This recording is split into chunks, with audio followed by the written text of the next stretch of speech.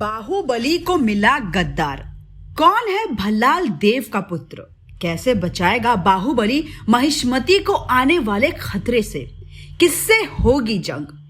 India cinema पर अपनी छाप छोड़ने बाहुबली 3 बहुत जल्द आने वाली है, जिसका इंतजार फैंस काफी दिनों से कर रहे हैं। इस बार की स्टोरी भी महेंद्र बाहुबली पर बेस्ड होगी, जिसमें उनके जीवन में आने वाले पड़ावों को दिखाया जाएगा। तो शुरू करते हैं हम बाहुबली की स्टोरी। लास्ट वीडियो में हमने देखा था कि बाहुबली कटप्पा को उस पत्र के बारे में बताता है, जिसमें भल्लाल देव के पुत्र ने बाहुबली को धमकी देते हुए लिखा था। कटप्पा भी इस बात से परेशान हो जाता है और बाहुबली के साथ मिलकर भल्लाल देव के पुत्र को ढूंढने में लग जाता है।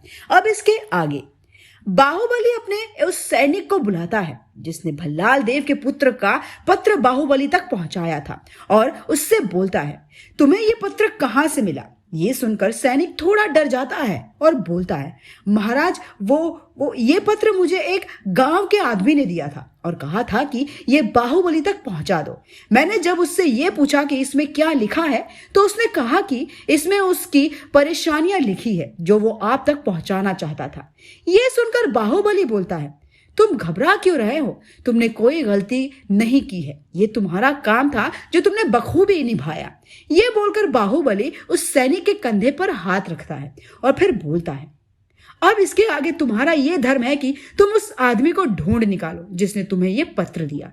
ये बोलकर बाहुबली वहां से चला जाता है। बाहुबली अपनी सभा में अपने मंत्रियों के साथ बैठा होता है और महिष्मती साम्राज्य के बारे में चर्चा कर रहा होता है कि तभी एक सैनिक भागकर सभा में आता है और हाफते हुए बोलता है, महाराज, महिष्मती पर किसी ने हमला कर दिया है। ये सुनकर सभा में बैठे सभी लोग चौंक कर अपनी जगह से उठ जाते हैं और उस सैनिक की तरफ देखने लगते हैं।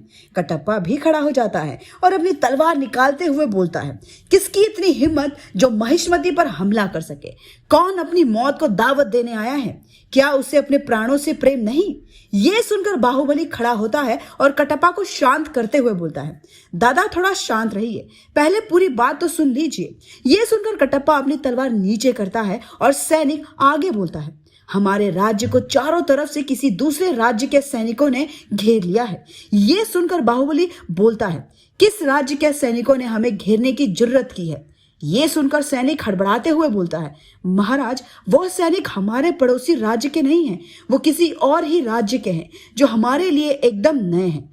ये सुनकर बाहुबली सोच में पड़ जाता है और बोलता है, ये कैसे हो सकता है? बाहुबली इसके आगे कुछ बोल पाता उससे पहले ही एक और सैनिक आता है जिसके हाथ में एक पत्र होता है। सैनिक बाहुबली के पास आता है और देते हुए बोलता है, महाराज, ये पत्र उन सैनिकों के राजा ने आप तक पहुंचाने को कहा है। और ये बोलकर पत्र बाहुबली को दे देता है और बाहुबली उस पत्र को लेता है और उससे पढ़ना शुरू करता है।